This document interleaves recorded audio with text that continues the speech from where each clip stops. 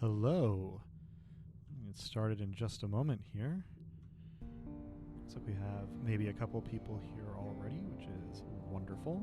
So if either of those people are having trouble hearing me, now is a good time to let me know while I am still getting things set up. Or if the game audio is too high. Happy Saturday. Don't know about where you are, but where I am, the weather is rather lovely. It's mild, sunny, light breeze.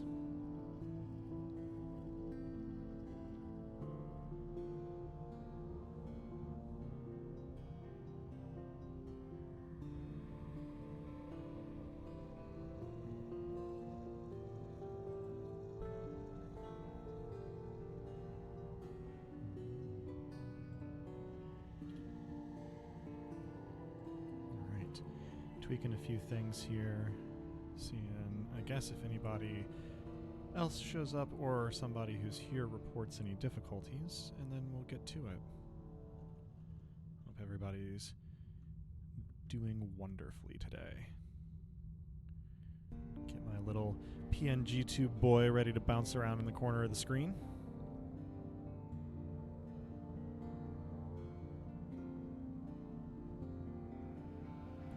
All right.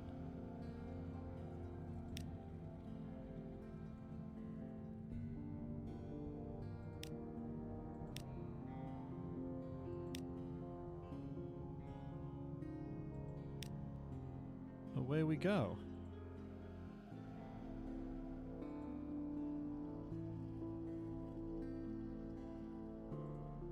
Hey, looks like the game's coming up.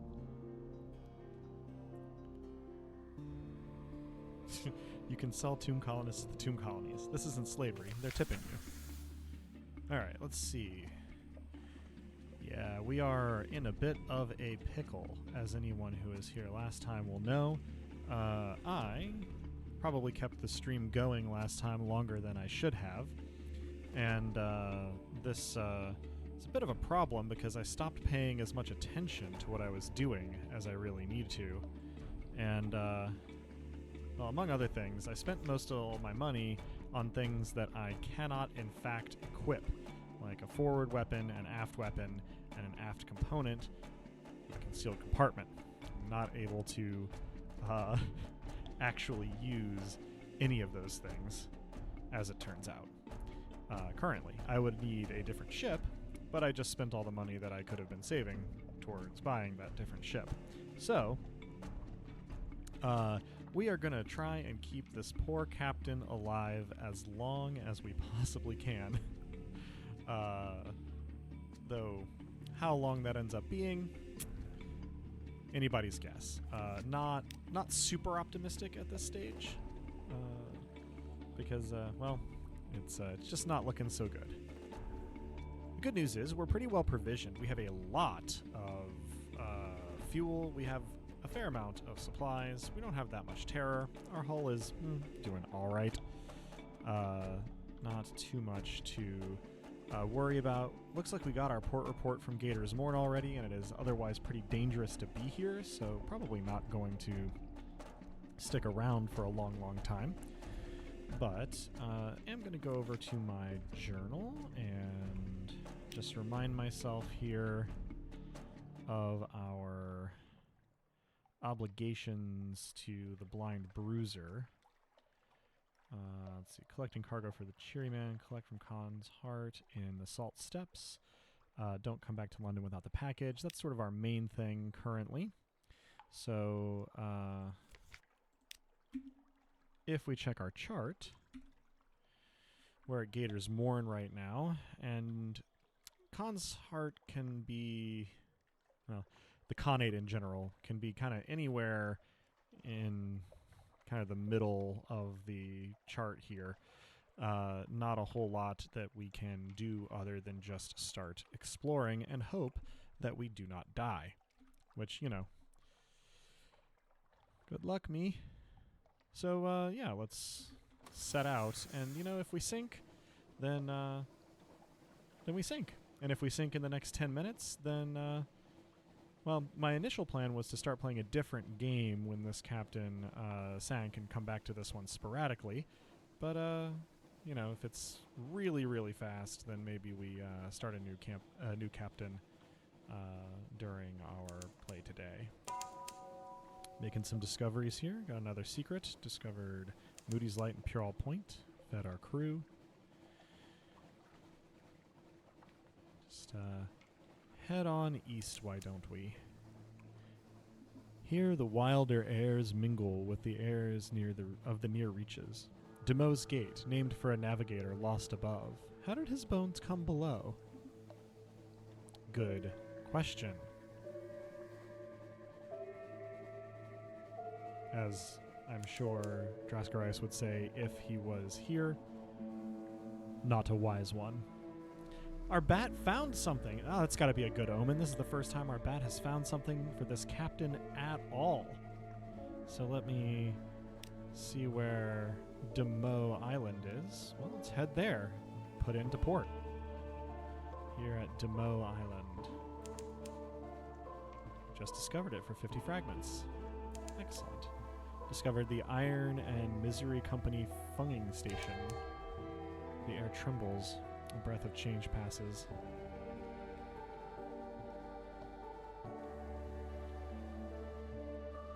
Here it is. A fervid forest of fungus on Demo Island. Just harbor provisioners for the shop. Nothing too amazing there. No shipyards. Let's see. I&M has a fungar operation here, felling giant bulligus shrooms for building materials, harvesting curely for its medicinal properties. It's a desperate little outpost of something like civilization. Up puffs the affable factor. Hello, Captain. Thank God for visitors. We'd go quite mad out here otherwise. Quite mad. How can we be of assistance? Let's see. One of the funging workers is watching your crew and watching the clattery air especially. What does he want? Probably have to address the bandaged funger in just a moment. Tea with the factor. The poor fellow needs the company, and he can spare an hour away from his schedule, which gives us an option here because of our something awaits you at port. We can explore Demo Island because something awaits us at port. Close, crowded thickets of Bulligus and Scarily. The Iron and Misery Company fells them daily, but they grow back almost as fast. We can accept a volunteer. One of the company's Bulligus fellers has negotiated an early release from her contract. It's the sproutlings, she tells you, her face pleading. I keep picking them out of me porridge, and me hair, and me eyes.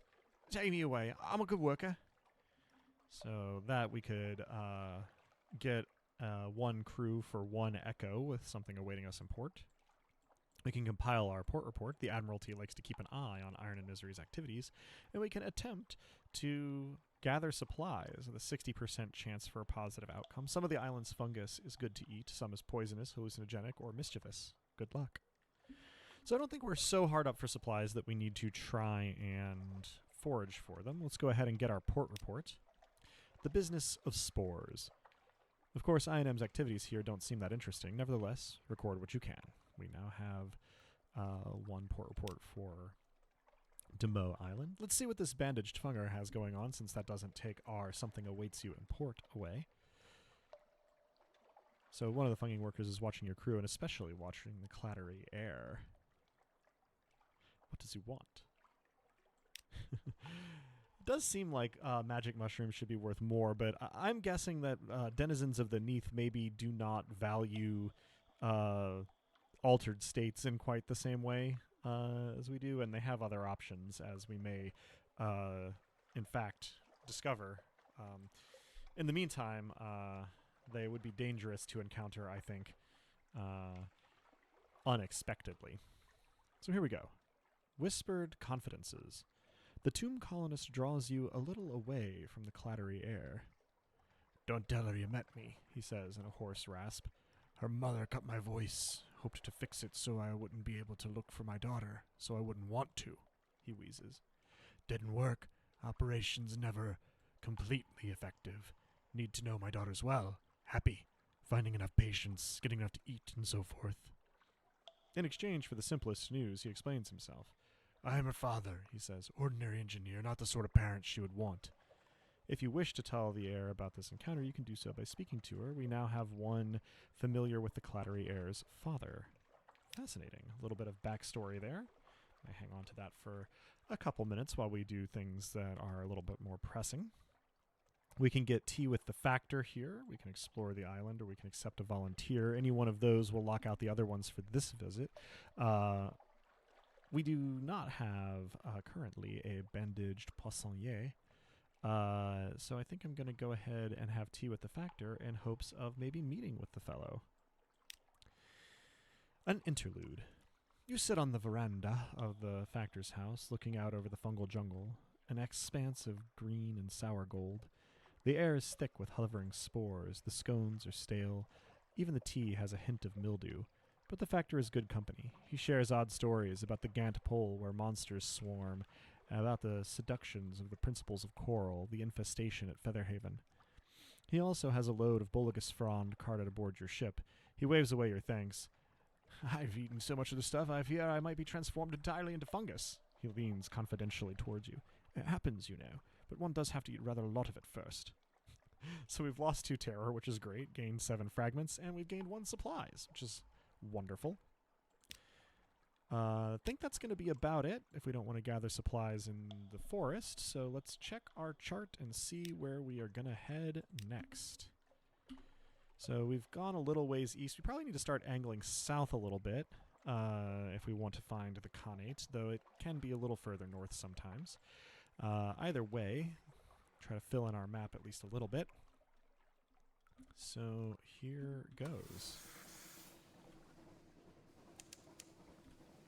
We discovered the Phosgene Bleaks for 50 fragments. And there they are.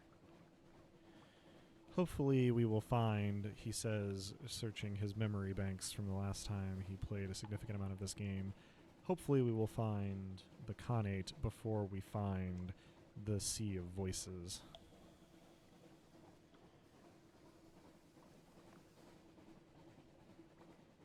As that one always rather leaves an impression, shall we say.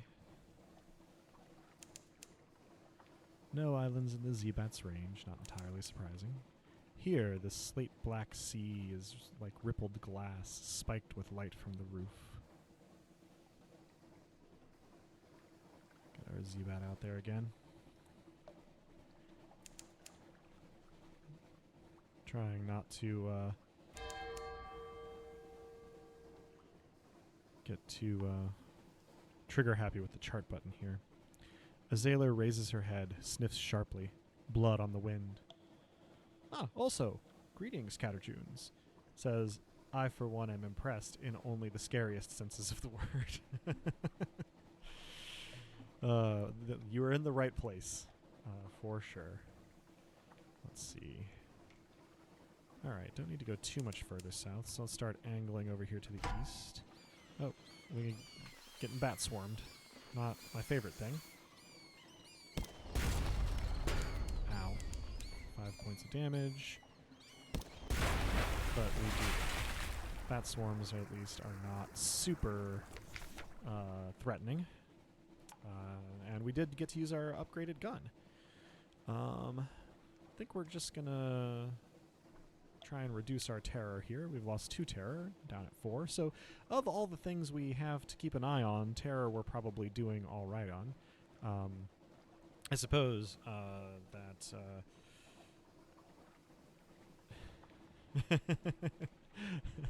Yes, I got very cheeky with the name of my captain for the listeners of the Dice Punks podcast that I GM is... my captain is named Celiand, more or less entirely to mess with my fellow Dice Punks who tune into these as well as our listeners. And Denois is well within their rights to say, this is what I get for naming my captain this. Tohil, the well-spoken fruit bat, will have his vengeance. And I suppose that since I am not really have any guarantees that folks who are tuning into these will have heard or remembered some of these bits of text, I should probably reread the bits about enemies I've defeated before. So in this case, a bat swarm defeated. Dispose of the corpses. Their mere touch leaves you shuddering. Over the side. Their eyes are still fierce in death. Zailers sweep them overboard with brooms, careful not to touch them. A lot of the mood, comes from the text here, so I'm going to try to read as much of it as I can without being overly tedious. But, yeah. Let's maybe angle east again at this lantern buoy. I often think while I'm playing this game about the people who maybe were responsible for putting these lantern buoys out and what maybe happened to them. Because they are in a wide variety of places that I would be reluctant to travel myself, were I doing so, especially without the lantern buoys. Distant bells. And a fog bank. Oh no. We hear those voices that will not be drowned. This is the sea of voices. We are close to Polythreme, where nothing is truly dead. We've entered a fog bank. Our gunners struggle to see our foe, and our terror rises quite rapidly while we're here. Ah, dang it. Pirates. Unfinished pirates. Fortunately, the fog bank has preserved us a little bit here.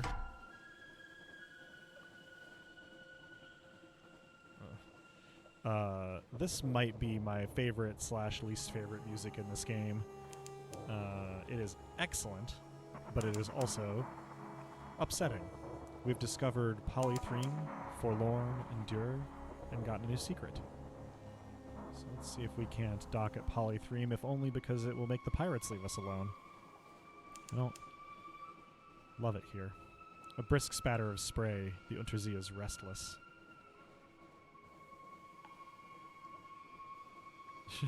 If you don't finish your pirates, you can't have any indecipherable. I do appreciate me some indecipherable. We've discovered commingle. And I'm also seeing obey with what looks like some teeth there. Alright, Polythreme.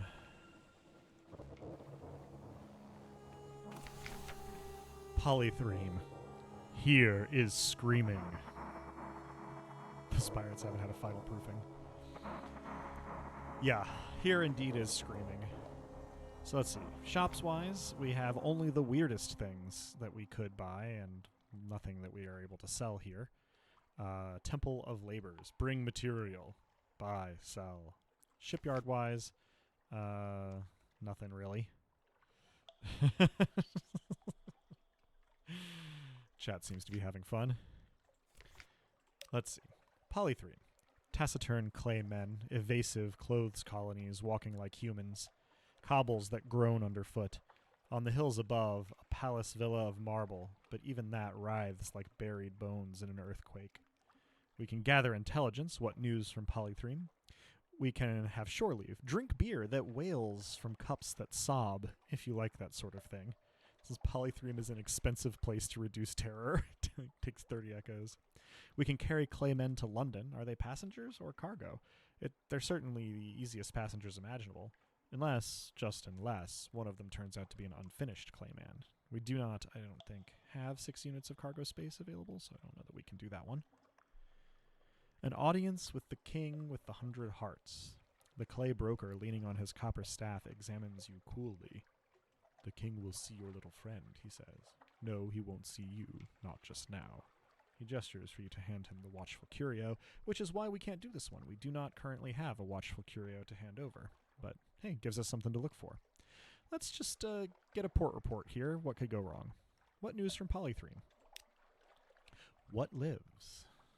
Or what lives, I guess. The king with 100 hearts rules from his palace above the city. He is never seen.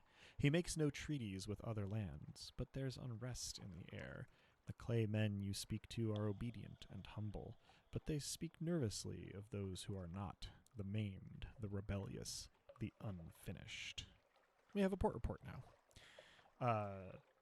Since I believe that Draskarice will not be joining us on stream today, I will plug in here that in my own playing of Fallen London, I had to come here for my ambition, Heart's Desire, and discover a little bit of the backstory of the king with 100 hearts. You know, I don't remember it well enough to get into it a whole lot, but it is sad and establishes a pattern about why these things happened to cities throughout history. This is, shall we say, a really cool story. If you, pursue any part of it, all of the storytelling and writing in Fallen London is great. I don't think I'm going to do anything else here other than wait for those unfinished pirates that we now have some context for them to go away, and then head on to try to find the Khanate. A little bit of ASMR of me drinking my my streaming beverage there. I believe I know what's in the next little square over. Let's pause and pull up our chart here. I think if I keep going due east, I'm going to get to the Principles of Coral, which I may just do because I remember being able to make some money there. Don't know where I passed this anchorage here on the chart. I'm not sure what that is all about. Maybe I'll loop around since I have enough fuel to last me for a while. And see what... Well, no, there are pirates over there. Never mind. I'll try and hit it some other time. But yeah, let me go a little further east, and then we can start searching for the Khanate once more. Yeah, I think that might be the Principles of Coral, you guys. Yeah, discovered Regal Complexus. Very unusual for there to be something quite so close this far out. The sea has randomized strangely this time. The Principles of Coral. The corpse rainbow glow from beneath the waves echoes the false stars above. I would like to not run into anything hostile here. This music is also good and less upsetting, if no less weird. We've discovered the aphotic quills, and there's a bound shark! So let's try and avoid the bound shark, shall we?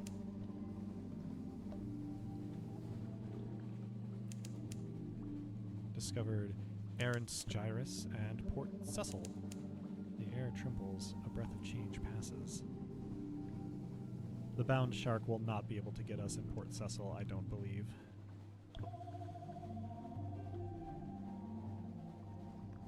To really police myself here from saying Port Cecil. Oh good, we've discovered an albino moray. I don't really want to discover an albino moray. I would much rather just be safe in port, thank you.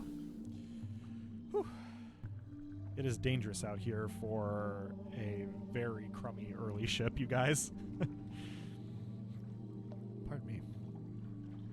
Port Cecil, a sourceless silver glow, a haven for players of games.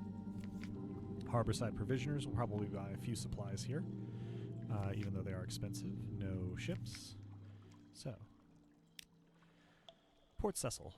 Rumpled convolutions of coral fill the water, glimmering with silvery light. The harder you look, the more you see shapes amid the chaos, almost as if they were sculpted. This one could be a crenellated castle, that one a horse's head. A neat little port huddles into the side of a coral island, prosaic imperial docks and houses tucked away in a baroque organic chaos. In that curious silvery light among the frozen chaos of coral, the scene has the unreal air of a pencil sketch, crumpled and discarded. We can play chess. Chess is popular in the Principles. The port is full of exiles, drunks, and washed-up Z-traders. They all play, often obsessively. Be careful. The chess pieces are carved from scintillac. Here in the Principles, that can be very dangerous. So that's a straightforward challenge. We have a 100% chance, and it starts us off on something called Principles End. Our principality currently is pursuing chess in the Principles. We can explore the coral knoll around Port Cecil. I knew I was going to do it eventually. Sea laps dark around silvery coral. Humps and columns rise from the coral, a bewildering maze. Go carefully. We can gather intelligence. What happens here? We are unable to put a Blimmigan ashore or sell our Pasayan chess piece. And we can attempt to gather scintillac, but our mirrors is maybe not equal to the challenge. So we'll probably not do that one here just now. It occurs to me that maybe at least one of our viewers is unfamiliar with what a pasayan is. The Neathbow is a task that we were given in the tomb colonies north of fallen London, for which we were given a children's book, the Neathbow, a book for children. One page is devoted to each of the colors of the Neath, which are not found on the surface. The first one here is a pasayan. A wakes a pasayan, the blue of memory and brightest coral. So apparently it's possible to get a chess piece made out of the stuff, or at least in that color. Let's play chess. What's the worst that could happen? A disciplined success. Odd thoughts bubble up each time you touch a chess piece. This one longs for home. That one has a secret desire for revenge against the slayer of its rank mate. This one will be a queen one day. Those would do better as metal. You taste the metal. You ignore these thoughts and move methodically to a victory over your opponent. He blinks. Checkmate, he asks helplessly. Win enough games and something else will occur. We succeeded. We gained a pages, which is great. And it just says, opening moves. The coral is changing, which is a thing. We're now at an 87% chance for chess. Let's go ahead and gather intelligence before we get further into the chess thing. What happens here? Chess, dreams, silver light. The older inhabitants of Port Cecil carry coral incrustations like a disease, splotched with silvery light. They like to go up into the limestone heights behind the harbor, to lay their heads against the pillars and towers, stare at the roof of the Neath, dream, open-eyed. Sometimes they speak of things far away, the Khanate work, the smuggler wars, the Fathom King's secrets. Perhaps it's not all invented. We now have a Port Cecil port report. Let's play another game of chess. It looks like we're probably going to be able to win one, right? 87% is a pretty good chance.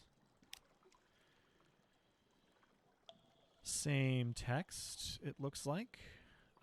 We gained another pages, and now it says initial gambits. The coral is changing, and we gained twice as many fragments from that one.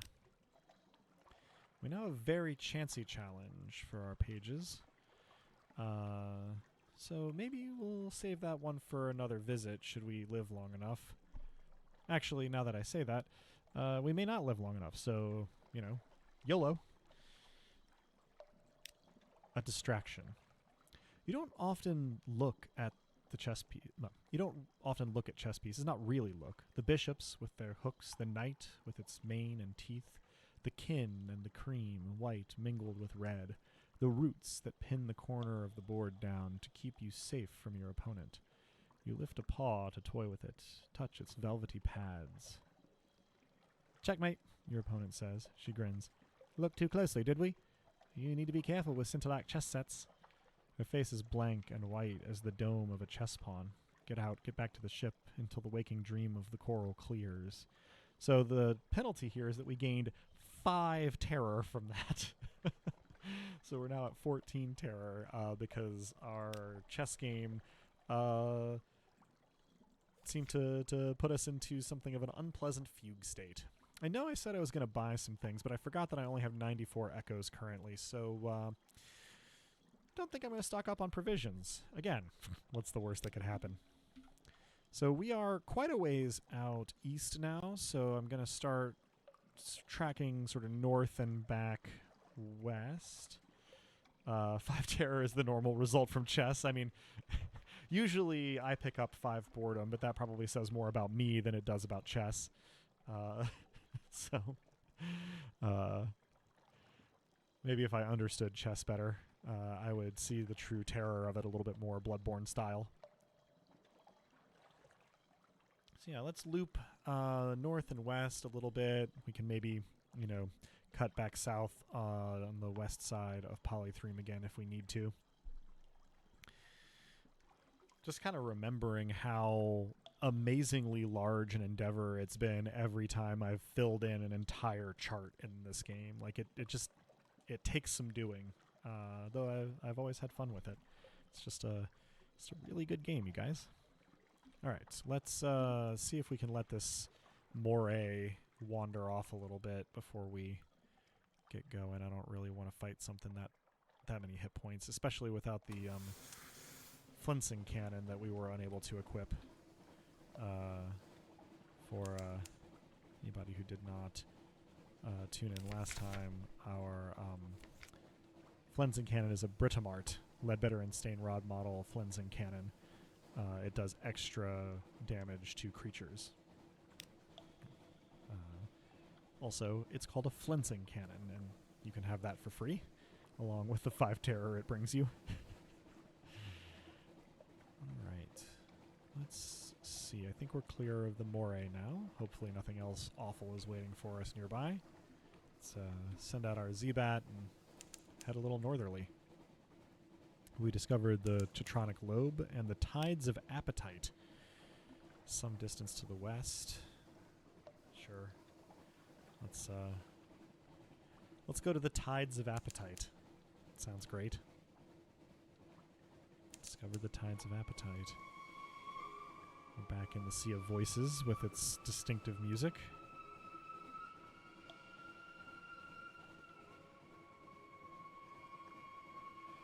Trying not to have such a hair trigger on the chart, but it's a little bit of a security blanket reflex, I guess.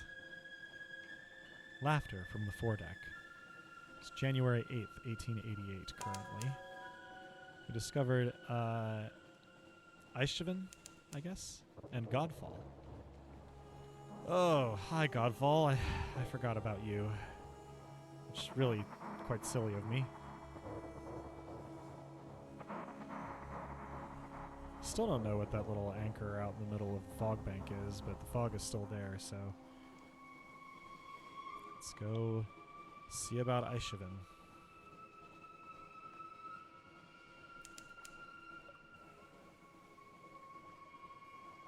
Discovered the Antonine Abyss.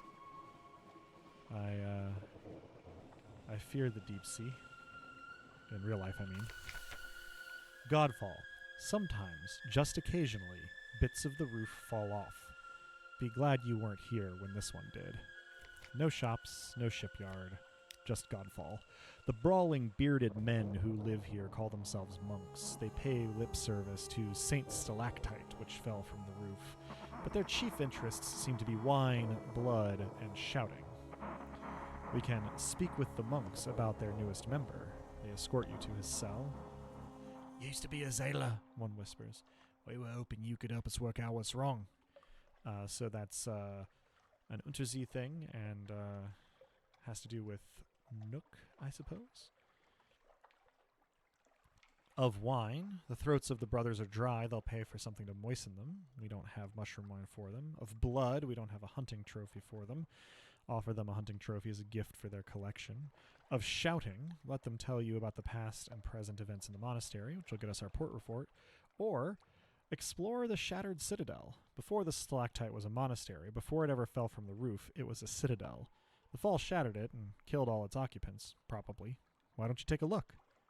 The more foxfire candles you have, the better. Bad things will happen if you run out. Well, I don't have any foxfire candles. So first, let's get our port report. Tales. They are eager to talk about their history. The stalactite, they assure you, was one of the citadels of the starved men who dwell in the roof. When it fell, a few of its occupants survived to become the monks' progenitors. How does that work, you wonder, with their vow of celibacy? They become vague and are suddenly eager to speak of the details of passing shipping. So we have a port report from Godfall. And let's see what's up with this used to be a Zailer. The Supplicant.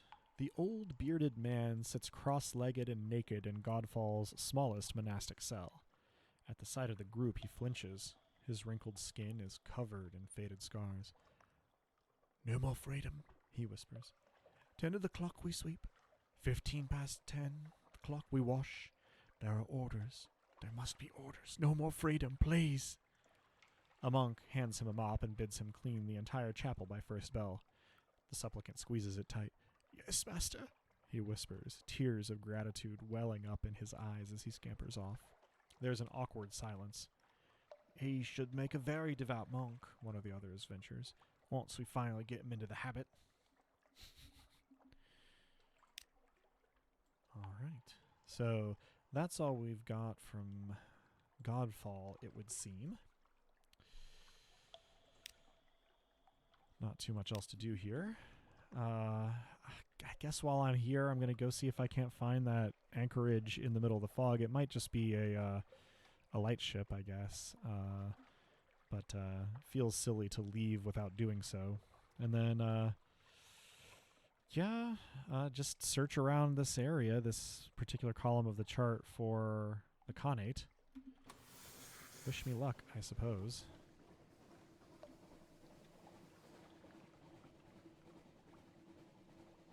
Still doing okay on fuel. We've gone through a fair bit of it, but we're not short on it yet. Supplies are going to be a little bit more pressing of an issue, I think. Maybe we'll run into some more bats, and we can make the Zailers eat them.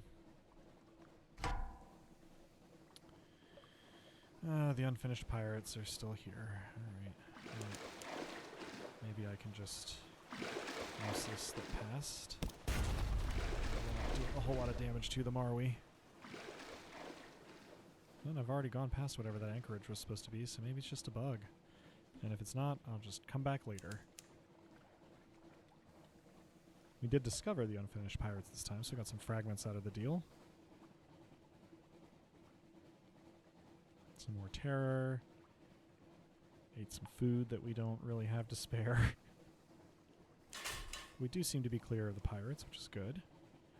The Veils being at 62 is probably helping us out.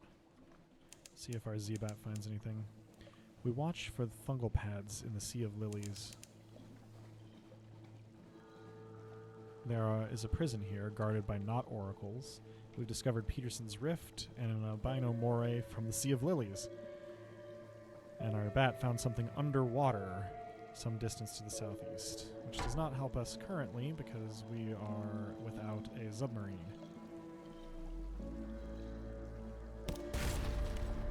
Alright, let's see if we can avoid this moray here.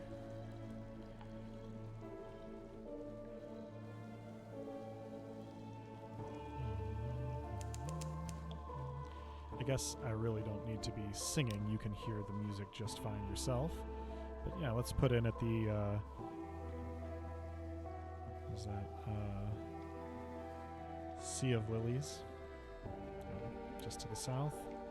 Ah, here's that prison they were talking about. Discovered the Sea of Lilies, 50 fragments. Let's go see if there's at least some harborside provisioners here. I don't know if you guys can see this very well, but this over here on this lily pad where my cursor is a giant red frog covered in yellow eyes. Oh, a particular tormented bound shark, you say. So even worse than the normal bound sharks. Cool. I'm sure that will not be troublesome in the slightest. We suffered 16 damage and lost 1 crew from that. So we're down to 27 hull. And our terror has increased by 5. Yeesh. This is a good voyage. It's going well. Don't think there's anything to be worried about. Hey, harborside provisioners. Guess we're going to have to spend some of our money on their stuff, aren't we? Wisdom. The prison walls are mercilessly steep. Nupmit built this place as a prison for the Khanate. Now it answers only to its governor, and its governor answers to no one. We don't have a prisoner, but if we did, we could hand them over. Oh no, we'll pay you, the unctuous fellow says. We can always find use for another pair of hands. We get lonely, you know. Lonely. We could exchange a secret for a prisoner. Wisdom has many, many secrets, far more than one might expect them to glean from the prisoners, but a discerning scholar might identify a secret which would tempt even the governor of the prison.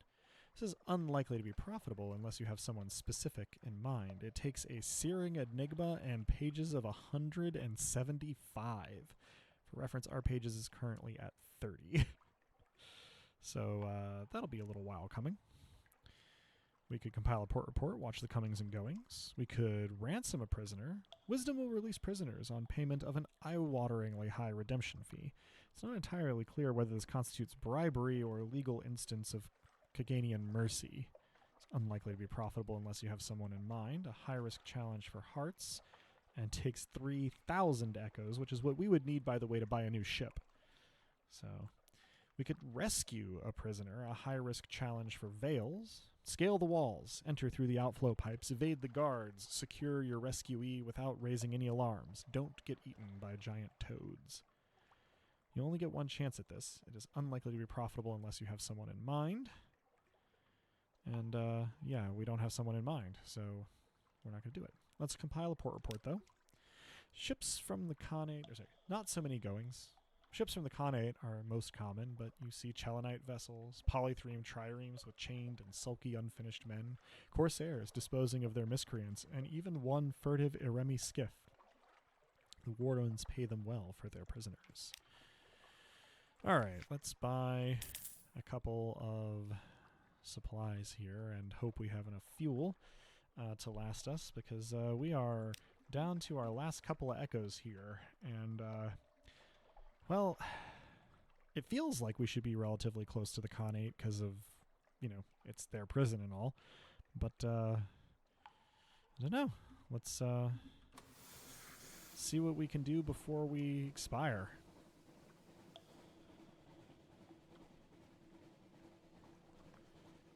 Go away from the particularly tormented bound shark. And head back west a little bit, maybe in the direction of Pigmote. If you were not here to see Pigmote the last time, I will not ruin the surprise, since we'll certainly be seeing another captain, and they will also go to Pigmote.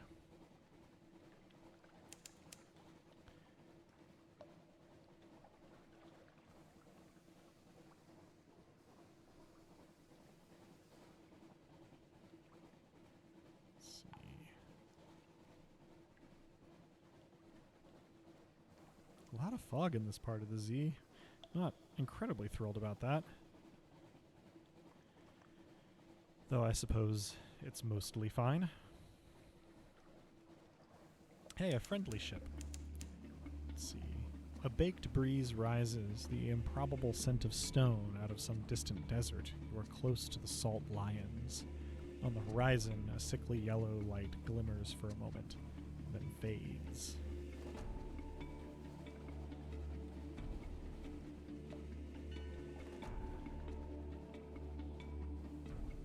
See if we can find the Salt Lions, because we can free up enough hold. We probably have. There they are. I believe we can make a fair bit of money with this hold space that my consumption of supplies will have freed up. A white Zebat. The Zailer has grown fretful and disobedient, reluctant to go on deck, even in port. There's a white Zebat watching me up there. Salt's messenger. Salt's got its eye on me. I'll never see home again. Salt? Zailer's superstition. Order him back up on deck at once. Salt. One of the nameless gods that Zailers fear. This Zailer is a conscientious man. Send him to the sickbay on pretext of a fever. Or shoot the Zebat. If the bloody thing is frightening your bloody crew, you'll bloody well settle its hash. 100% chance of success. Now, I can't show it to you while the event is ongoing, but we do have a quality in our journal called Salt's Attention. So, I think I'm maybe going to go with this middle one here, the pretext of a fever. And onwards. The Zailer is grateful, though your ship's doctor rolls a skeptical eye. When he next goes up on deck, the railings are clear of Zebats, white or black, and he sets to work with a will. You know something of the three gods of the Z. The gods of the Z, stone, storm, and salt. There are powers. And hey, we lost one terror, so we're down to 25. In our journal here, let's see if I can... Gods of the Z. We have Salt's attention. It's watching you if it even exists. Stone's attention. It's very far away, but perhaps it's watching you. And Storm's attention. An ancient anger knows you. I'm sure it's good to have all three of those. I can't imagine there being an issue from that. So let's stop in Zealport here real quick. I believe... yeah, we have a lot more hold space than we did. 20, to be precise. I think we're going to need some. There we go. Salt lions. There is a vast sorrow in their empty eyes. No shops, no ships. 2 basalt beasts, cathedral-sized. They frown eternally at each other across the black waves. The north one carries an encampment. Creeping human figures eat away at its features like rot, picking. There's a supply dock below. We can visit the Unmakers. Muscular pick-wielders rest on camp stools, watching you approach, passing hip flasks around. An unctuous overseer beckons you to sit. We can carry Sphinx Stone to London. The Unmakers are here to reduce the salt lions to rubble 1 block at a time. Help them in their work by carrying the rubble back to London. You will need a deposit and 20 units of spare cargo space. I do not have a deposit. Well, dang. We've got Salt's rights. The face of the northern sphinx is all but gone. Lost faces are sacred to Salt, they say. You were drawn there. To what end? Salt's voice is distant, but clear. Interesting.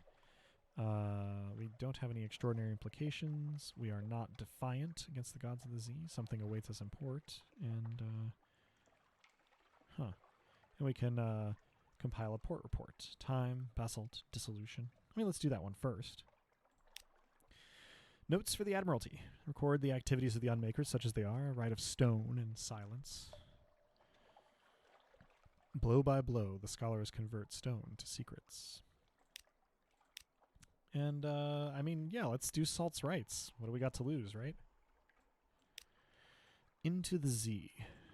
Dive from the Sphinx's face, down, a clean arc into the Z's chilly darkness. Float there in the quiet until your lungs are bursting, until light blooms behind your eyes. Rise gasping to the prickle of false stars, the shocked faces of your crew. You've brought something with you. Ugh. That's all for now. You've gained 7 terror. We've lost Salt's attention, but we have gained an extraordinary implication. How can such a thing be? Who but you could understand what it means? Well, dang. Cool, I guess. I guess let's head kind of northerly, and gosh, I would love to be able to track back to Fallen London, but I haven't found the Khanate yet, so I can't, or else the Blind Bruiser will do something unspeakable to me. Well, at least we know where the Salt Lions are. Should we survive and gain enough echoes, we can come back here to do some hauling, which I remember being reasonably lucrative. Whew. Goodness, so stressful. Pet the salt kitties. I guess that's what the Unmakers are kind of doing? Kinda.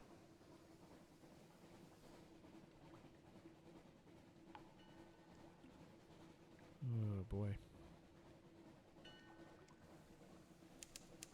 No islands in range. Would love for there to be islands in range, gotta say. At least I don't think I'm as likely to run into terrible, terrible beasties just here. Here, the slate black sea is rippled like glass, spiked with light from the roof.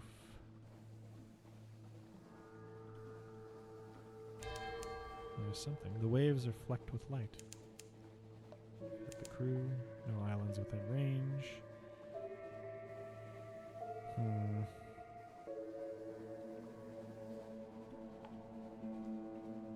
Hey, I know you. Your name is Food.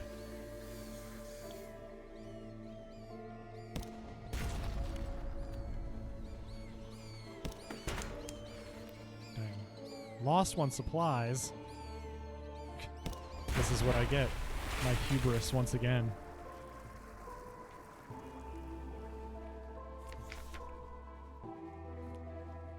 Bat swarm defeated. Little leathery corpses lie scattered across your deck. The rest of the swarm vanishes into the neathy dark. Gather up the corpses. They are succulent with stolen blood. Into the pot. One terror for one supplies. An unorthodox diet. Those little bones are troublesome and the flesh a little gamey, but salt them well enough and they're quite edible. We did gain another terror though, which is it's fine, I'm sure.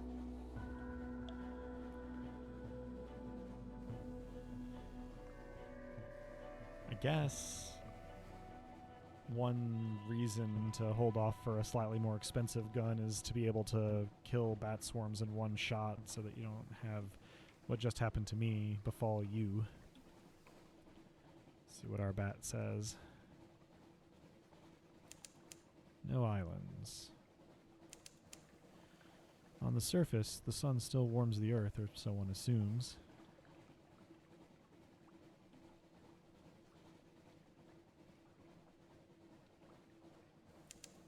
No islands. Come on, just give me a Khanate. Try to imagine being one of the nameless Zailers on this voyage. Just like, captain's just zigzagging around the middle of the Z looking for the Khanate. Oh no, we're back in Polythreme. Hey, not in Polythreme, but in the Sea of Voices anyway. Something underwater some distance to the northeast. That's what that anchorage is. It's underwater. Scuttering and chittering in the corners of the hold, humped shapes on the deck rail, ratsy air emboldens the vermin. Ah, restless nights. In the watches of the night, you pad softly past the hatch of the crew quarters. A man cries out softly in his sleep, desperately. Another. Inquire about their dreams the next morning. What do they see? It's a tough challenge for pages, or we can ignore them. The captain can't be seen to take these things seriously. Given that our pages is not good, let's ignore them for now. Hey, we lost a terror. Silence at the breakfast table. The crew is subdued as they take their meals, but all is quiet in the next watch. Right. Let's just tack northward. The Zailer is praying. And see if we can find a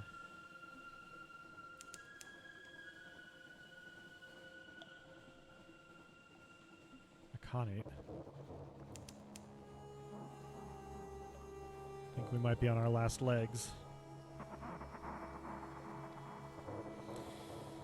Oh, Blimmigan Gallivanter, we're really in it now.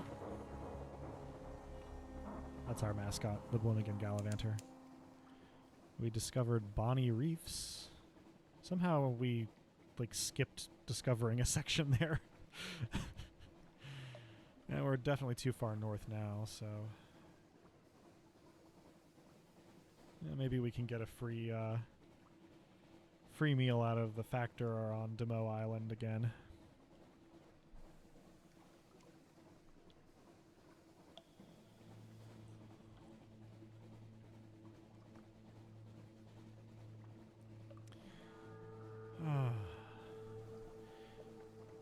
You know, Denwa, the more I think about it, the more I really should not have taunted Toheel with naming my captain what I did.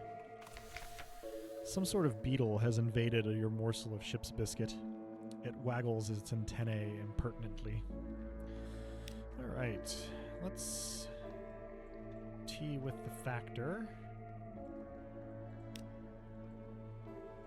Good, we lost 2 terror, we got some more fragments, got some more supplies. Excellent. We gather supplies, and we might, because the harbor provisioner is, for whatever reason, not any more affordable here. So yeah, let's take a 60% chance and see what happens. We were fortunate. We've gained 2 terror and 1 supplies. No real anything beyond that. But, you know, terror's at 35. We could maybe even do that a time or 2 more. I guess, yeah, if you find this island before your terror is very high, it might be a really good way to stock up. And that does then give us the ability to increase our fuel just a little bit. Oh, man.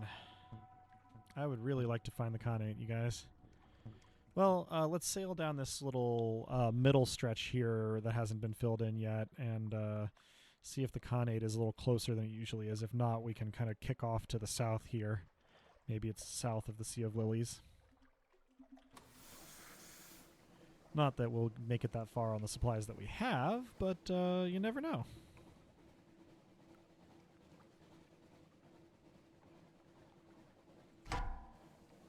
Ooh, a pirate steam pinnace. We can maybe win this fight, which would be good for our supplies. I do say maybe win this fight. Kind of remembering how to do these ship battles now. There we go. You've destroyed a pirate steam pinnace. The ship is yours. What will you do with her? Loot and scuttle her. She's a vile old vessel, and these Z's aren't safe. Take what you can and move on. Lean pickings. These pinnaces don't sail far from their hidden harbors, but there's something at the back of the hold. We, some sort of barrel. Tap the bung carefully. A firkin of honey. This is what they call prisoner's honey, wrung by the lamplighter bee from the exile's rose. I wonder who made up all these names, remarks able seaman Carget. Someone who has read a sight too many books, I'm thinking. Yeah. So prisoner's honey, 100 dreams in every barrel. Fun fact, when I first played Fallen London back when the world was young, by which I mean a long time ago, and also rather nearer the beginning of Fallen London's origins as a game called Echo Bazaar, my first couple of days of playing the game were mostly spent using prisoner's honey to visit the dreams contained therein. Alright, let's see about getting back on our intended track here. We didn't get any supplies, but if we do make it back to a friendly port, we should be able to sell the prisoner's honey at the very least. Little quick infusion of cash. I am also looking at my 18 out of 75 hull and worrying a little bit. Ooh.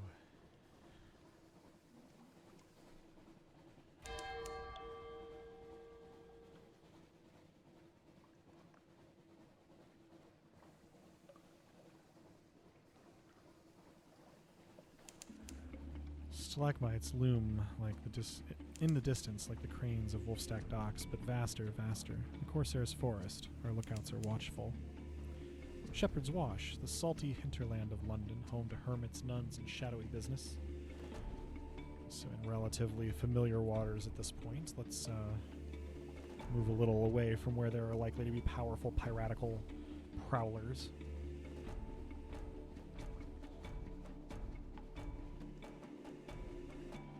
Apologies for checking the charts a lot, but that's kind of the name of the exploration game, I'm afraid.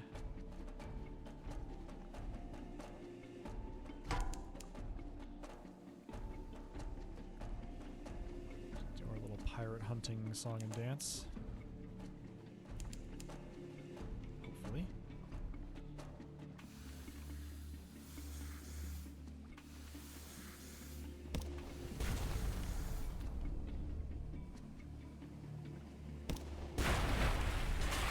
I guess as long as it's nothing in particular that I'm fighting, I can fight it pretty well. The crawling stars. The lookout shouts.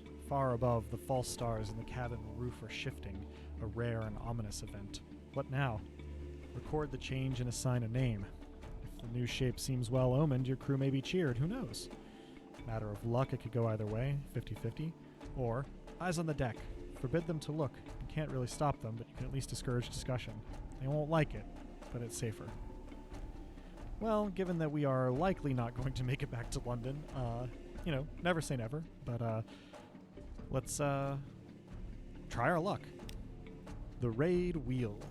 One Zaylor claims it resembles the sun, another a Hindu mandala cross.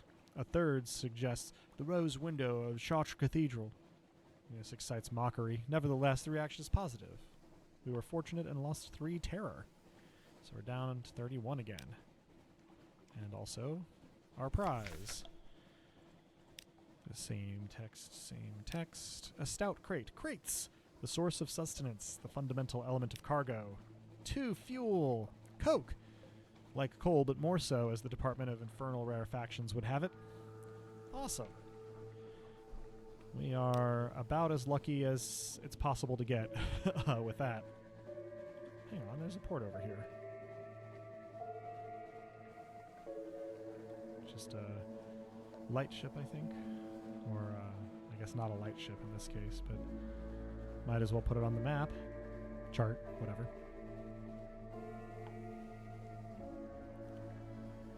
I love the music in this game. Yeah, light ship, far from home. Light ship, its clear, bright beam warms the way. We could speak to the crew, who long for news of home, or purchase fuel. They have little to spare, but it's twice the usual price, which we can't afford. They don't have shops or ships, of course, so yeah, let's speak to the crew. We've got some recent news. What else are we going to do with it, right? Tea beneath the light. In the bleaching glare of the lens, among the smells of oil and metal, you sip tea and chat. The Z's terror recedes. We gained a Z story and lost 5 terror as well as our recent news. Well, that was a worthwhile little digression. But let's head on back south, shall we? Oh, hopefully we do find a Khanate somewhere nearby, but I'm not optimistic.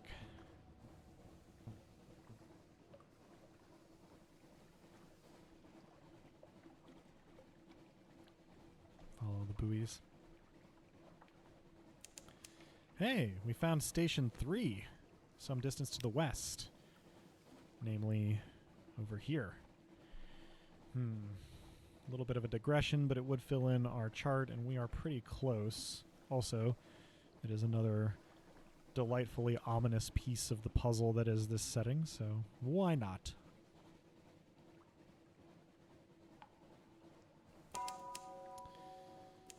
Let's see, we've discovered Depot A and Station 3 and fed the crew. Shepherd's Wash again. I guess this would be the shadowy business, so to speak. We may infer Station 1 and Station 2. We may conjecture a Station 4.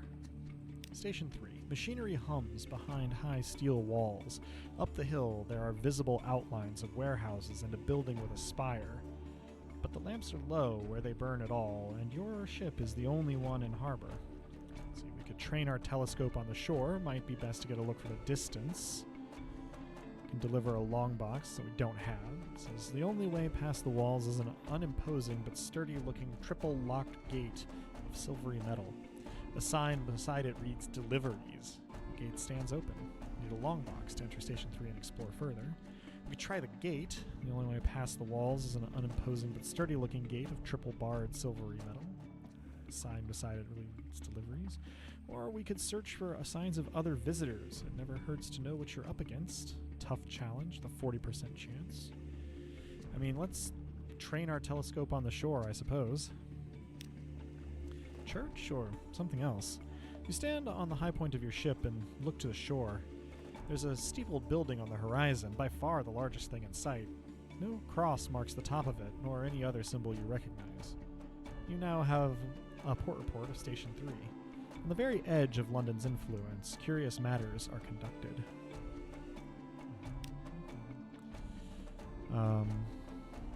Probably no harm in trying the gate. No way in. The metal is steel hard and icy cold to the touch. Attempts with chisels and crowbars fail. Perhaps if you could bring the ship's guns to bear, but no. If you return with a certain delivery, the gate will be open. You'll know if you find it. And I guess while we're being reckless and sort of YOLOing this voyage that we are sort of hanging on by the skin of our teeth, let's search for signs of other visitors. We succeeded. Ironmonger's tools. Stacked near the stairs is a pile of worn-out tools, tongs whose hinges have given way, a hammer whose head is coming loose from its haft, an anvil whose surface is mazed with deep cracks. We gained 10 fragments and some ominous prose. All right. Well, on our way once more, southerly, hopefully toward Khan's heart. Hopefully. Ooh, hopefully. Currently, I am doing the experiment of having my desk in standing mode.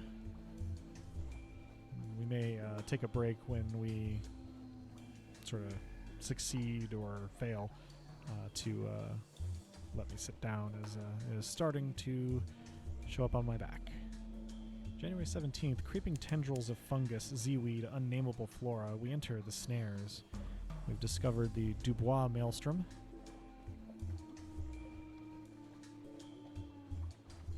Ominous music. Send out our little Z-Bat friend. No islands in range. Don't really need to go back to Pigmoat just yet, I don't think. Salt lions. The air trembles. A breath of change passes. The western angler crab. It's relatively dangerous. So let us attempt as we may to avoid it. Seeing as I think one hit from it would likely finish us off currently. Pressed H lately. Demiser of D. Welcome, by the way. No. I had not, in fact, pressed H lately, and I'm glad I was far enough away from the crab. We discovered Visage. Well, not what we were looking for, but the false stars above are feral amber, like tiger's eyes. Stamford's Expanse, named for one who lost his child to cats. Let's go visit Visage. It's fun to say. Where is everyone? Where did they go? They're here. They're here. You're not alone. I also discovered Kapalka Cove. Kapalka Cove, I suppose. Guess finding a port is better than not finding a port. But don't imagine that this particular captain is yet long for the world. Visage. Hide your face. Hide all your faces.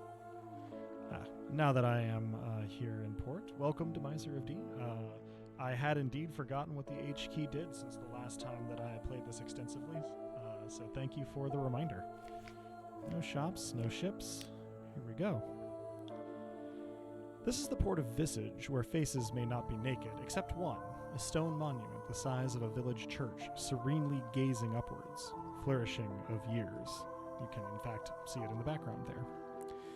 We cannot engage the wandering parson. He nervously hangs back at the face and the hill, but his handshake is strong.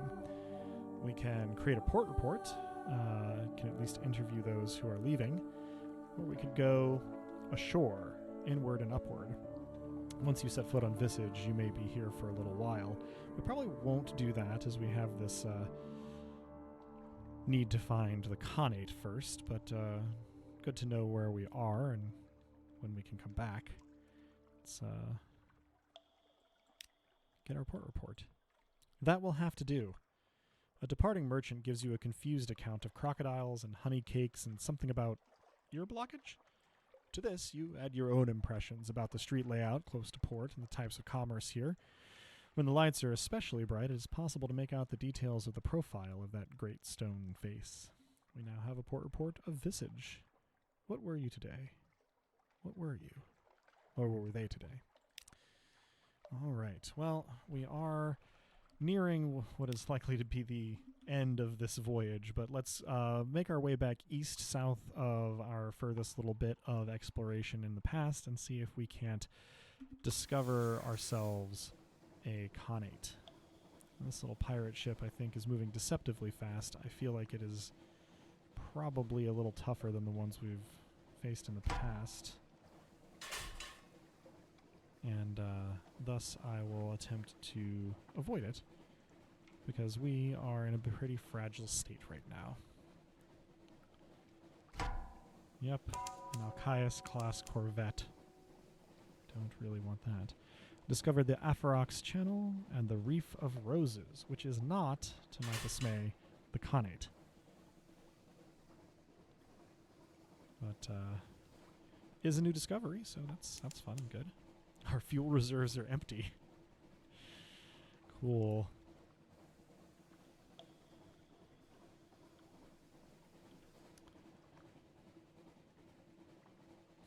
Emotionally? Maybe missed the context for that, Denois. The air trembles, a breath of change passes. Oh man. The promised sea. Although all through this place, the song of the drownies lies shivering sweet along the wind. I don't really want to fight you, Corvette. Oh, we are rather fragile emotionally. Yes, we are. And suffered 5 damage there. And another 4. Those flares are allowing them to fire more rapidly at us, which I don't really appreciate from them, being honest. Alright, well, we are fully out of fuel, but we are also in combat, so... Without fuel, your ship is just an oddly shaped house located somewhere you really don't want to live. Let's see. Search your supplies for something useful. We would need 2 supplies, and we do not have any such thing. Last few supplies. Very little remains to you, but if you're lucky, perhaps there's something you can use, which is a 50-50 chance using 1 supplies. We can make a sacrifice to Storm, the god in the roof, angriest of the 3. He's as likely to crush you as save you, but can hardly be worse off after all. He will require a death. Time to draw lots. You can make a sacrifice to Stone. Stone is the kindest of the gods of the Sea, but that's not saying very much. She has a great wound from which a river of blood flows. Wound yourself in memory of her, and perhaps she'll show mercy. We could make a sacrifice to Salt, but we no longer have Salt's attention. The god of horizons and farewells. Who knows what he'll do? Whisper a secret into the dark and see. Could fire a distress flare. Very unlikely to work. If it works, you may regret what it brings. The Untersee is not exactly a swarm with friendly ships. Or we could abandon ship. Cast yourself on the mercy of the waves. There's a tiny chance that you'll find your way back to London without either crew or ship. Perhaps it'll be better if you don't. Yeah, 14 echoes to our name, if that. Let's make a sacrifice to Stone and see what happens. Unlocked with below, no more than 0. Unlocked with menaces, no more than wounds, no more than 1. Not defiant, and we do have Stone's attention. Let's give it a try. Blood flows thick and red. The wound is impossibly hard to staunch. Your ship's doctor fusses with bandages. The deck is awash. Your vision becomes cloudy at the corners. And through a roaring buzz in your ear, you see the puzzled doctor hold up a diamond splinter. This came from the wound. Thanks, Stone. We've lost 1 supplies, and we now have an outlandish artifact. Which description reads, this belongs in a museum, assuming that colonial imperial appropriation for the purposes of hegemonic taxonomization is a suitable response to the problem of intercultural contact, which it probably is, because museums are magnificent institutions. Which is funny. We now have a wound as well, stings rather, and at 3 wounds we'll die. We have 2 currently. Oh, we got 2 wounds from that. Good. Ugh, goodness gracious. Still no fuel either, and probably about to die from being shot. But let's take our last possibility and make a sacrifice to Storm. Save you. The blood of the sacrifice is black on the deck lights. In the deck lights, the crew are silent. No one will look at anyone else. With a crash like a thunderbolt smashing a cathedral window, a great stalactite strikes the desk. 2 things become apparent. Firstly, it has fallen on a second crew member, crushing them flat. Secondly, it is improbably encased in a great bolus of coal. We have 6 fuel. We lost 2 crew. We lost 5 hull, putting us at 4. And we've gained 10 terror. I have a feeling I know what's about to happen.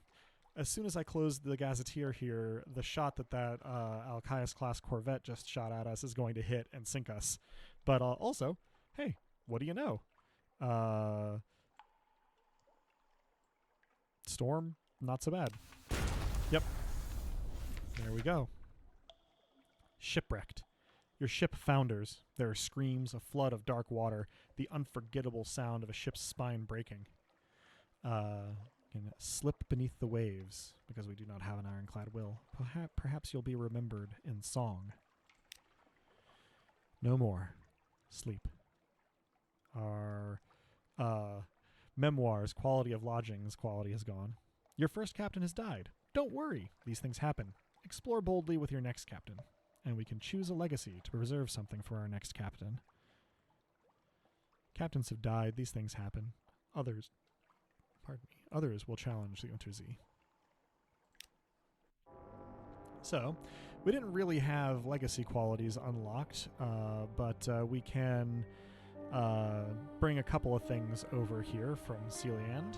We can retain 50% of their iron and 1 weapon, 50% of their mirrors and 50% of their money, 50% of their veils and 50% of their money, 50% of their hearts and 1 officer, or 50% of their pages and their chart, which actually also means that things will be in more or less the same positions as they were last time. I'm torn here. 50% of our veils would be pretty considerable, but our money was completely worthless. And 50% of our iron is not going to be much, but being able to keep 1 weapon wouldn't be a terrible thing. In this case, that would save us some money at the start. I didn't like this chart very much, so I think I'm going to let that one go. There are a couple of ways that this could go, I suppose. Inheriting an officer would be kind of tempting, but we didn't really get anywhere with our officers this time, so it's maybe not as big a deal. Veils it's hard to pass up, but I think I'm going to start just with a better weapon. We've got our Cottrell and Heather Sage Reproach. We could use our Flensing Cannon that we wouldn't be able to put on right away, and that aft gun as well. And let's just start with the one we'd be able to use right away. That would be fine, I think. 50% of their iron is not going to be amazing, but kind of all right. Let's accept legacy. Are you sure you want to accept this legacy? Yes. So we're going to make our captain, and then I'm going to go ahead and take the break that I was advertising currently. Do things like visit the washroom and reconfigure my desk to sitting mode. But I will be back momentarily. Hopefully you'll stick around until I return. Here goes.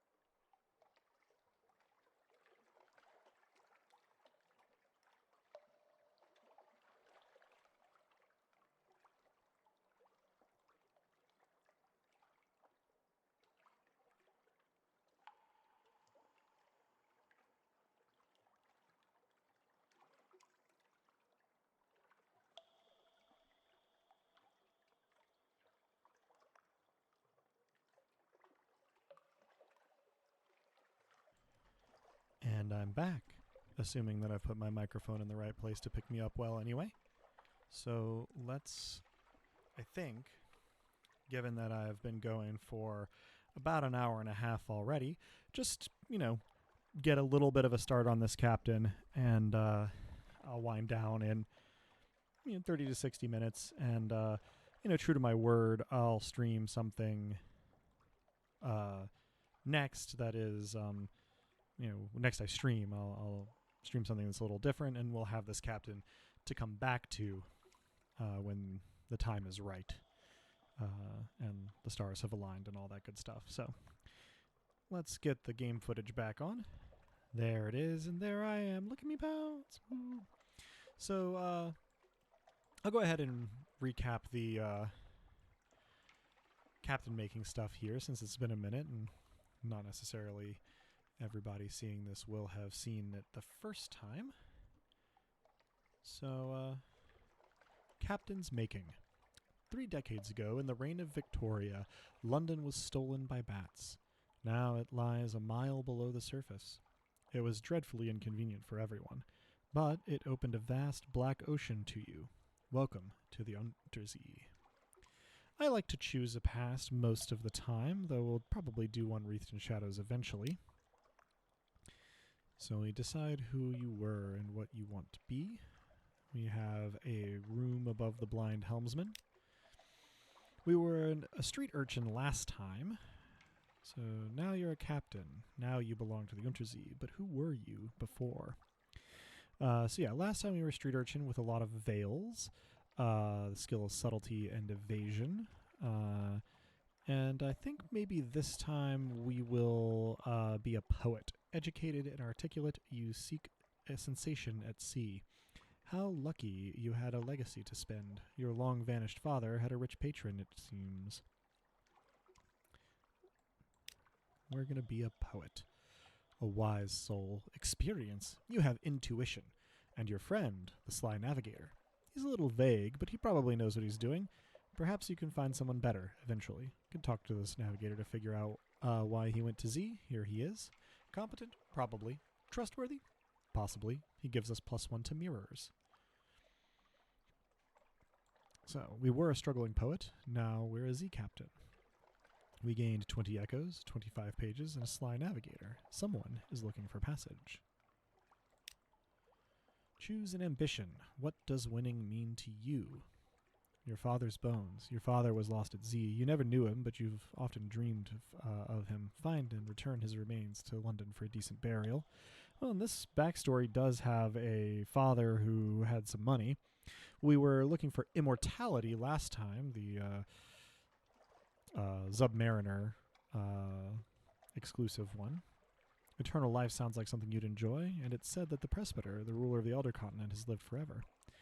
We've got fulfillment. Gather 100 tales. Learn all you can of the Z. Write a masterpiece. Retire. Wealth. You know what it is to be poor. Now you want a mansion, servants, fine clothes, a family, perhaps. And private kingdom, which we cannot do currently, but may be able to switch to later. Scholarship essay prompt. Alright, let's see.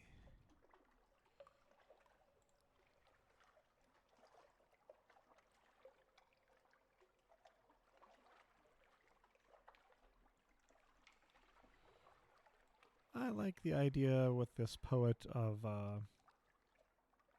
what does winning mean to you? 500 words. Boy, I could get pretty specific in 500 words. Maybe I will one day. Let's try fulfillment because it involves the same kind of vibe as the original prompt here. We'll make a consistent, continuous character. Become London's most venerated explorer. The last scrap of paperwork. Captain, an irregularity with the Harbour Master's office. They wish to know what term of address would you prefer, Shore? We got Madam, Sir, Citizen, My Lord, My Lady, and Captain. We did Citizen last time, which I quite liked with our urchin. I'm going to go with captain this time, as it feels good with the putting on of airs that our poet dilettante is doing. And we got to pick a little cameo here. Let's see.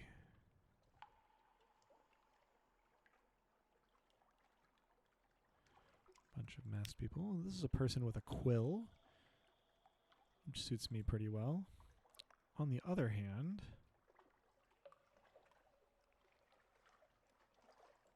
we do also have a mortar board, which is fun. Most of these are fun, honestly.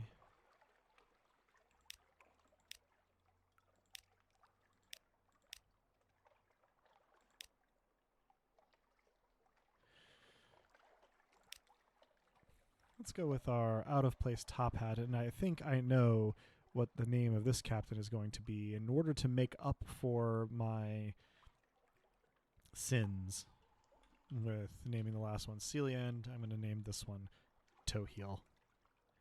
I won't be able to do the voice all the time, but I can maybe do the voice occasionally. So, here we are back in London, fallen London, deep, dark, and marvelous. All voyages start here, and this is where successful voyages end. We've got a fair few things that we can do here. Let's see about... can sell this, I think,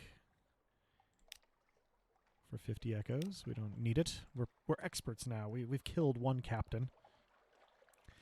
The passenger here, someone wants to board, agreed to carry the anxious university student to Hunter's Keep. He has no money, so other captains have no interest, but he's a passionate youth and promises that his studies on Lornflukes will be rewarding enough. Yes, we saw this story last time, and we ruined this poor sod's dissertation.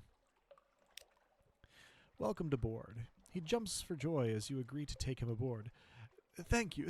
Please, take me to Hunter's Keep right away. A Lornfluke, a full dead Lornfluke washed ashore. I'm doing my thesis on them. Do you know they can digest human memory? And I may never have a better chance to study one up close. So we are bound for Hunter's Keep. The Labyrinth of Tigers is open under the patronage of the London Zoological Society to cautious visitors for educational purposes. Here you may see the devil apes of Far Mandalay, the Thing in the Mirror, the Cantagaster's Children, the Gargantuan Cave Snake, the Inhabiter of Wolves, the Hybrid Fiend, NB. The management recommends that you arrange your exit well before closing time. I love the writing in this. We are able to purchase live specimens or sell them. A rare creature. Are those young siren serpents? Marvelous. We'll pay you handsomely. Of course we will. We can sell a harlot fry for 500 echoes. We do not have one, but we could. We've got our submarine tutorial, which we probably don't need at this point. Let's go ahead and simplify our gazette by getting rid of that. In our lodgings, we can read the morning papers, the Unexpurgated Gazette, the magazine formerly known as the London Magazine, the Spiteful Trumpeter, news. The Echo Bazaar, that enigmatic marketplace, has increased its tax on love stories. The Trader Empress has forbidden singing in the street outside her palace. The anarchists of Calendar Council have inexplicably dynamited a drinking fountain. The Ministry of Public Decency has located and destroyed a nest of gallbladder wasps. We've got one news. Not a whole lot else that we can do here for now, so let's head to London proper, where we can adopt a Blimmigan Gallivanter, visit the Admiralty's survey office. We can't yet visit the university or carouse in Wolfstack docks. Don't need to hire on more crew or put our ship in dry dock, but we could offer passage to a tomb colonist. Let's go ahead and do that. Not a bad way to start off a given journey. Take the colonist to Vinderbite. It's oddly difficult to die in fallen London, but when a Londoner is too tatty and wretched to live, they wrap themselves in bandages and take ship for the tomb colonies. Your crew cart one of these ones aboard in padded coffins. They'll sleep there until the journey is done. Drop in for the Admiralty. Ask if there's anything in particular they need. Well, if we can be assured of your discretion, this port. Speak to our agent there, and in return, we'll see that you're rewarded. Gather strategic information from Gator's Mourn in the Corsair's Forest. Cool. That's gone well for us before. Let's see. Let's adopt a Blimmigan Gallivanter, because our poor comatose ferret doesn't do quite as much for us. A Blimmigan sits atop a splintered crate, clicking and whistling at captains as they come near. A polite bow. You extend your hand and the Blimmigan leaps on. Its tendrils entwine with your fingers, and it chitters quietly. It meets your gaze and bobs its dome in greeting. It's very small. Is it old enough for naval service? You're pretty sure its mustache has been drawn on in pen in an attempt to look older. As you approach your ship's gangplank, the creature flutes and vibrates with apparent happiness. The bosun winces as you bring it aboard. What a keen little mushroom.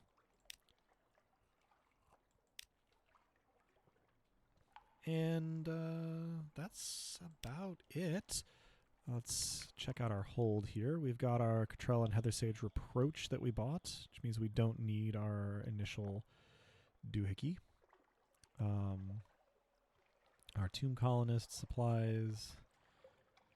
The Whisper-locked puzzle box. This is a thing you get for being connected through the program to your Fallen London account. Let's see. Use. Throw the box in the sea. Throw the box in the sea as an offering to Salt. You want to remove Salt's curse. Try to break it open. The chest is reinforced with steel and probably a Remy riddlery, but if you actually turn the fire of your ship's guns on it, it will probably give it its contents, what's left of them. So yeah, let's not mess with that just now. Journal-wise, let's see. Yeah, let's go ahead and put our Blimmin Gallivanter. If anybody here has not seen us speak to the comatose ferret, mostly it's immobile, occasionally it's feral. It lies across your desk like a lumpy scarf. Play with your ferret. Attract its attention. Nothing awaits you ashore. A weary roll of the eye. Play, that eye roll says. Play. I played once in the happy warrens of London before you installed me in this floating coffin and made me eat dried food. Damn your play. It is an eloquent eye roll. I adore that poor little beastie. Now the Blimmigan Gallivanter, what a keen little mushroom. It has made its home on a shelf in your cabin. It has built a nest from loose journal pages, the engineer's scarf, and possibly a pilfered map. Entertain your Blimmigan. Apologies for the background noise. A military aircraft is flying overhead.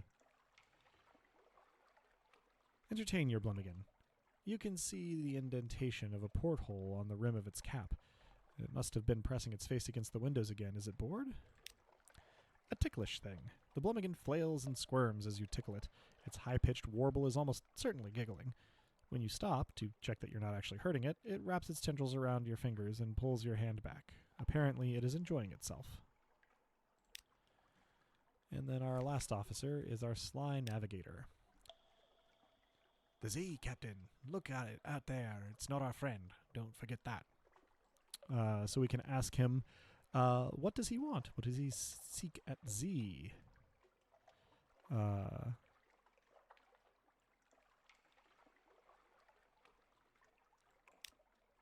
The Z is enough, but now you mention it, I have always had a desire to see Frostfound.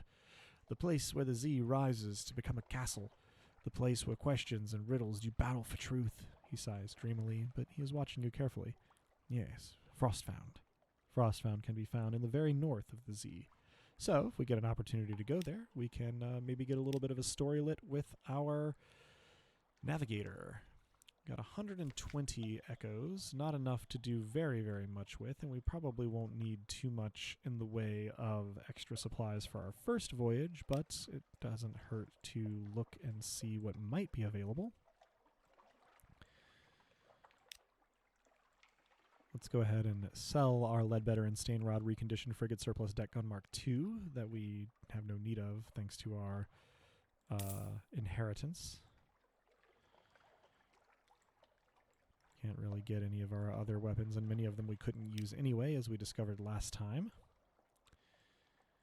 The Iron and Misery Company sells engines that we can't quite afford. We could buy a Withern Optical, but for 1 mirror's 100 echoes is pretty dear now, so we'll maybe hold off.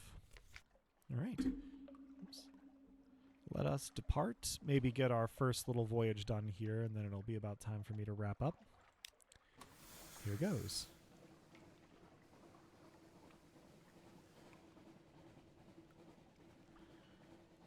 Good to be back at Z.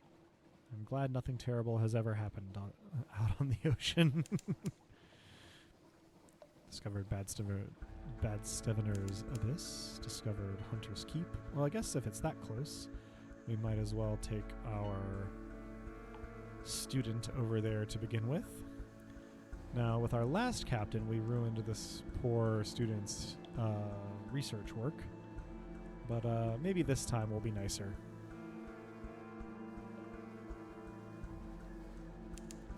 We'll see. Discovered Pure Wall Point.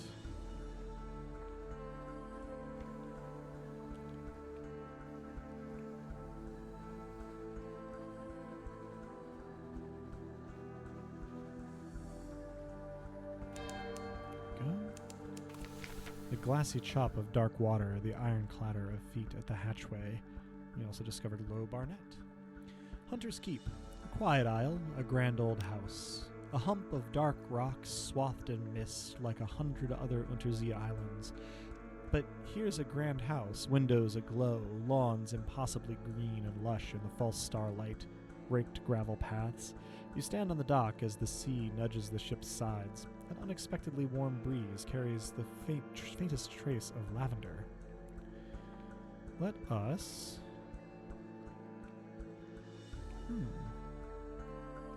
A very modest challenge for our Veils here to spy on the house. Let's give it a try. Three sisters. You peer through a half-open French window into a grand parlor, grand in size, if a little reduced in style by dust and neglect. A dark-haired, pale-skinned young woman bends earnestly over a piano keyboard. Another, fair-haired but unmistakably her sister, sprawls on the sofa with a book. A third sits by the fireplace, staring sorrowfully into the embers. A log pops, and the woman by the fire gives a violent start. You cannot restrain a start of your own, and her eyes meet yours through the glass. She claps her hand to her mouth in shock, but there is nothing to do but step apologetically into the room. "A visitor," the pianist, the youngest, cries. The next youngest chuckles. The eldest, who you frightened, sighs. "Excuse us," she says. "Visitors are rare. You are very welcome. I am Cynthia. The noisy one is Phoebe. The cheerful one is Lucy. You are in good time for lunch. Will you join us?" So we failed on our challenge, but became acquainted with the Sisters of Hunter's Keep. Let's reconnoiter the island while we're at it. Plunging cliffs, soft green lawns, a well tucked away in a fold of the grounds. Anything else? The sea's silence. Ships rarely come here. Nothing changes, even the weather. The house is the heart of the isle, the house and the sisters. But the Admiralty may be happy to know that nothing's changed, at least. An odd place. Best keep an eye on it. All right. Before we luncheon with the sisters, let us inspect the Lorn Fluke with the anxious university student. It lies on the shore, just beyond a hill. You can just make out the fluke's spikes over the grass. The anxious student rushes by you, whooping, but stops on the hilltop. On the shore, standing before the mass of dead needles, is a drowny in a Nuncian postal uniform. He glowers up at you. "This is not where the fluke belongs," the drowny cries in a plummy voice. "It's to be taken elsewhere. It already has a delivery label. That means I have to deliver it." The student sneers. "Sod your label. Captain, help me haul the beast to Station 3. My advisor at the college has arranged room for its dissection and study. My work will benefit us all." Well, we did do the Nuncio one after all, but... or last time, although we never actually made it there, because we never found Nuncio. We did find Station 3, though, so... "This is a once-in-a-lifetime opportunity," the student says. "There's only one fluke. They can't both have it. So let's do that one." Loaded with extreme caution. The Lorn Fluke is tied by very reluctant sailors to drag behind your stern. On your deck, the anxious student twitches with delight. "I can't believe what we have. His hand tightens on the railing. The drowny postman stares up at you both. It's natural for corpses to grimace, but when the corpse is still alive and is actively upset at you, it is additionally distressing.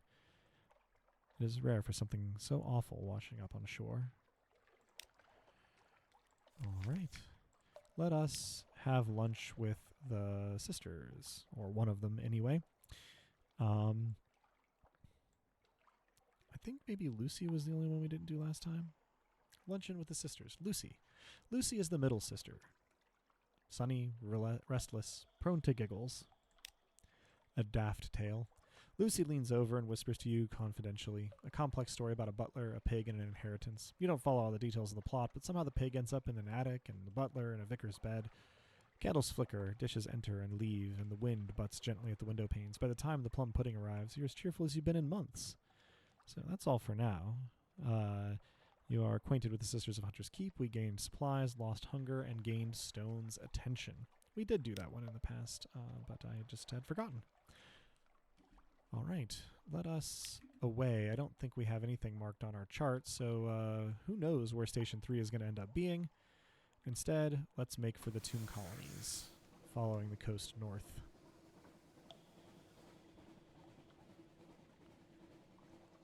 All right. I think we'll probably do our business in Venderbite, and then I'll be done for this particular stream. But we still have a few minutes on it, and I'm having fun. Just other things going on as well. Discovered the Prickfinger Wastes. Oh, did not mean to hit full power there. But we're going to go a little faster currently at the expense of some fuel.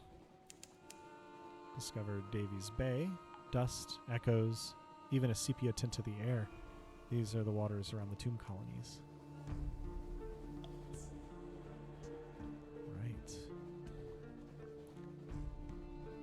I do really enjoy the art in this game. I know I repeat myself a lot with the things that I enjoy about it, but what can I say? It's just nice.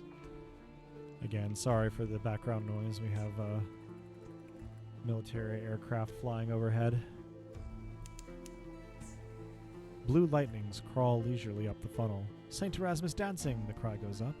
Discovered Carissa's Point and Hornman's Stag. As well as Venderbite, the destination of our tomb colonist. I guess the other reason to be done soonish is that I am losing my ability to speak clearly or read carefully.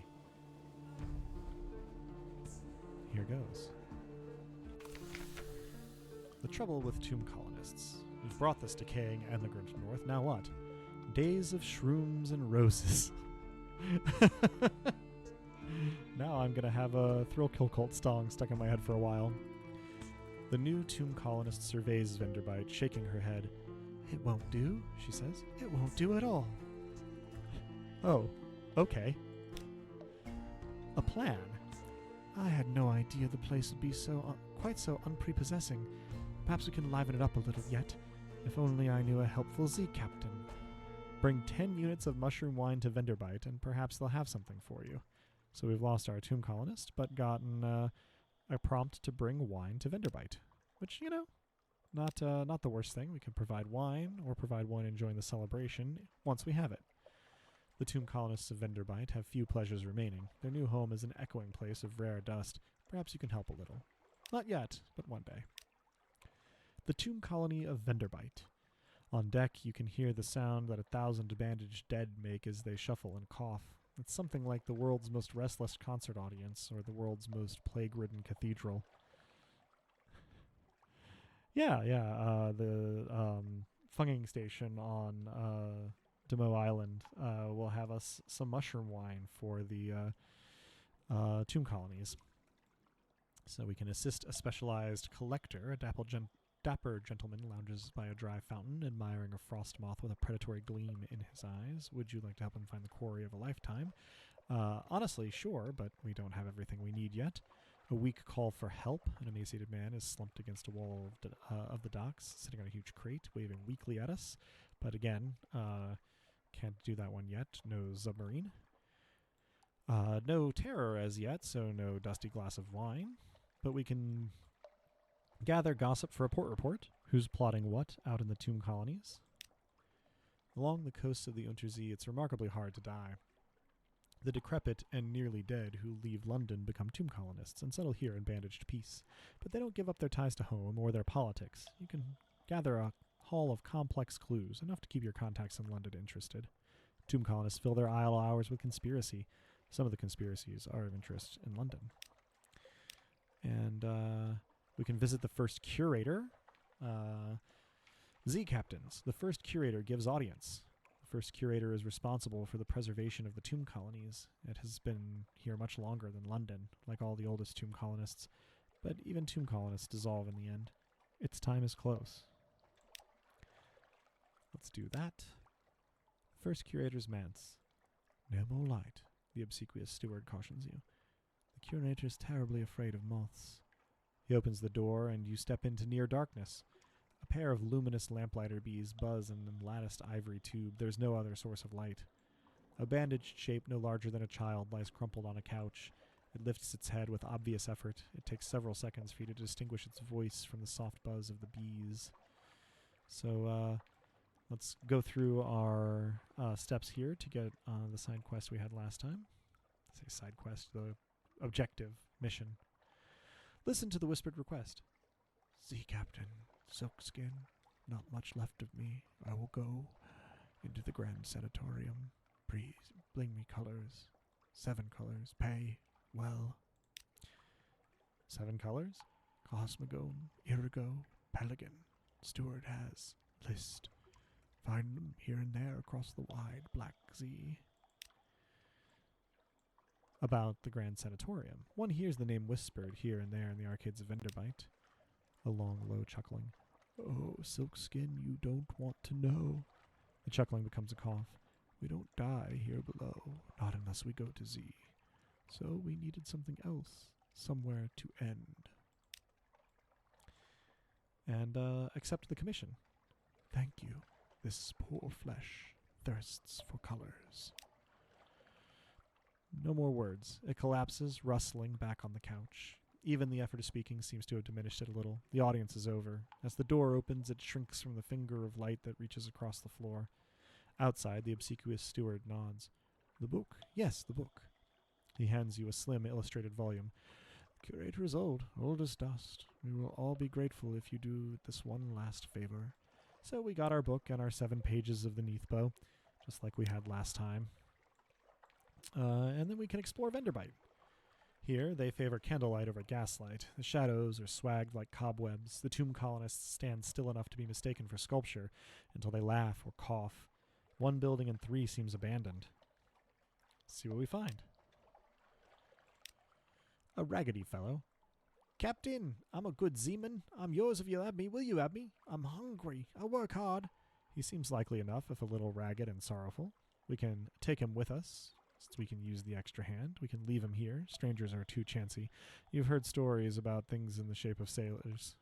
Or you just don't like his face. And if we had quite enough echoes, which we don't, we could pay for his passage home in an act of generosity. I think we'll take him on. Could be, that there are further effects from this decision. We'll have to see. The way through the waves. Again, apologies for the military aircraft. I think that's another good reason to be wrapping up soonish here, as I had kind of indicated. The way through the waves. All the way back to the ship, he talks excitedly about the Zeeman's craft. You start paying attention when he mentions navigational tricks you hadn't come across. With luck, he'll work as hard as he talks. So, we get 1 new Veils. Oh. Hello, is that Ledebanon? Best I can make of your name. Appreciate you stopping in. You've come in right as I am wrapping up, but at least if you've just arrived. I suppose you could have been here a while and simply not have chatted before. But regardless, happy you're here. So we gain some crew, and welcome to stranger aboard our ship. This may lead to complications. So I don't believe we really have anything left that we can do in Venderbite other than shop. We don't have particular need of a lot of things here. I guess we could sell our recent news, but that's probably all we really... we don't need the 10 echoes from it too badly. In terms of where we'd be going next we play this one, we've got our trip to Station 3 with the anxious student and his Lorn Fluke. We've got our strategic objective in Gator's Morn. We've got a commission to bring wine to Venderbite when we get the chance. And our overall goal of becoming the most famous Z explorer there ever was. Ledebanon is wondering if they should try a game out. I adore this game. I kickstarted it back in the day. I played a couple hundred hours of it, and when I decided to start trying to kind of stream to clear my backlog, went to go play this one first as a systems test, and so that a couple of friends could kind of see it in action. It is slow-paced. It's a lot of reading, but if that's your thing, there are few teams that do writing quite as well as this one. There's a lot of humor, a lot of ominousness, and just a lot of texture and like a thick atmosphere. It is sometimes a little controversial because the combination of slow pace and kind of a iterative structure. It expects you to sort of lose captains, as indeed we did earlier in this stream, lose our first captain. But you learn a little bit more each time, and you end up becoming a little bit more expert at finding what you need to find, knowing where to go, knowing what will sort of get you closer to your objectives. The first few stories, the things that are likely to show up at the beginning of every new captain's run, do get to the point where you mostly click through them, especially if you get the Submariner DLC with them. With the game, though, there is like kind of a lot there, and some of it's mutually exclusive. So, depending, I guess, on how well you weather sort of the opening steps being a little bit repetitive from captain to captain, for me and for my mileage, they're far enough apart. From one captain to the next, at least after the first one or two, is a fair bit of gameplay, and I usually don't mind seeing the beginning stuff again. It's a little comforting. It kind of, I guess, just depends on what the Duckfeed TV podcasts call your gamer psychograph. What appeals to you most and what bothers you most in games. I'm a big proponent of this one. This is this and its sequel, Sunless Skies, as well as the browser game they were spun off from, Fallen London, are all really good. I've only put a little bit of time into the latest one, the sort of visual novel dating sim / murder investigation game, Mask of the Rose, is a little less familiar and explored to me, but out of all of them, this is the one that I have put the most time into. It's a bit of a meditative experience for me at this point, where when I'm not streaming, where it just kind of I'm visiting a place I really like to go. So particularly if you find it on sale, it's gonna be, I think, at least a little entertainment, and if it grabs you like it grabbed me, then it'd be a pretty great value. I hope at least some of that was helpful, and if you do pick it up, I hope you enjoy it, or I'll feel a little bad for having sort of led you astray. Oh yeah, and Catterjunes, in my experience, all of their games have some very well-hidden narrative nooks and crannies, as it were. The replay value isn't infinite, but it's considerable. That's a good way of putting it. I do tend to go on, and that was pretty succinct.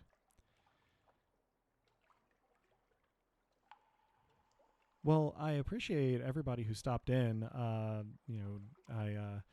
hope that, however long you were here, there was something worth coming for. I do this about once a week.